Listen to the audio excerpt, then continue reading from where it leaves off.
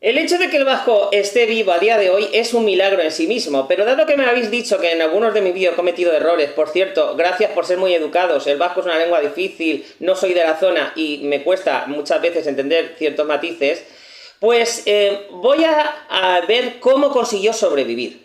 Resulta que el vasco que se habla hoy en día es el euskera batúa, entre comillas, porque el euskera batúa es el estándar. Si tú has nacido en una zona del País Vasco, o vamos a decir la palabra Euskal Herria, que es lo que ellos usan para referirse a las 7 provincias que hablan vasco, pues seguramente uses un vasco distinto. Pero el problema era precisamente ese, que al final, al estar en dos países diferentes, en tres regiones distintas, y además teniendo en cuenta que el País Vasco como tal no se llevaba excesivamente bien hasta hace poco, pues había diferencias notables entre las diferentes partes del vasco. Cuanto más te separabas de una punta, la otra se parecía menos. Entonces surge la necesidad de que para que ambas partes se hablen, tengan que usar una lengua franca. Y claro, ese es el error, ese es el problema, eso es lo que hay que evitar. Cuando nace el nacionalismo vasco, que lo funda Sabino Arana, una persona a todas luces despreciable, de verdad no tiene nada bueno este hombre, racista, homófobo, xenófobo, no le falta una, pero sí que tenía una cosa, amaba el vasco. Entonces va a ser el primero que va a usar, que va a coger palabras del euskera oral que no tienen transcripción escrita y la va a poner. Y entonces va a acuñar neologismos vascos. Con él nace la carrera para buscar una manera de salvar el vasco. Y teniendo en cuenta las situaciones políticas del país, que ya sabemos que fueron bastante malas, en 1918 nace la Academia Vasca de la Lengua, y ahí es donde empezamos a hacer una recopilación de todos los dialectos. Pero hasta 1968 no van a hacer el euskera batúa. ¿Por qué? Evidentemente, porque tenemos un país que va a pasar por no sé cuántos regímenes, no sé cuántos gobiernos, una guerra civil, una dictadura, etc, etc, etc. Hasta que la estabilización social no ocurre, no puede haber una estabilización oral de las lenguas y escrita, por supuesto. Es que es imposible, porque al final las lenguas son una representación de la sociedad en las que viven. En 1968, en el Congreso de Aránzazu, se crea el euskera batúa, y lo fundan unos impulsores, que son Luis Ballestine, Gabriel Aresti, Koldo Michelena y Chillardegui. Ya lo sé, mi vasco es horroroso, ya lo sé, pero bueno, es que yo y los idiomas no nos llevamos muy bien. Bueno, a lo que voy, que es lo importante. Esta homologación va a permitir que ese es el euskera que se va a usar en los medios de comunicación a la hora de aprenderlo en los colegios y de manera escrita.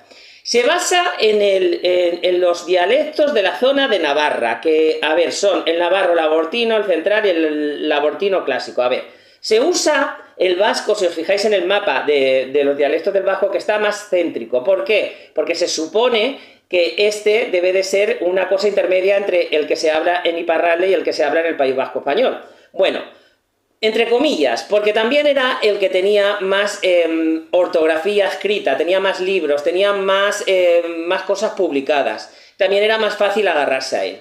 Bueno, el resultado es que es el que se va a ir haciendo estándar cuando llega la democracia, llegan los colegios y llegan a enseñar a las nuevas generaciones el vasco. El problema es que, claro, si tú naces en uno de los dialectos diferentes, tú a la hora de aprenderlo, la manera que vas a aprenderlo, de escribirlo, es el estándar del euskera batúa. Pero es que ese no es el problema, ese es el objetivo.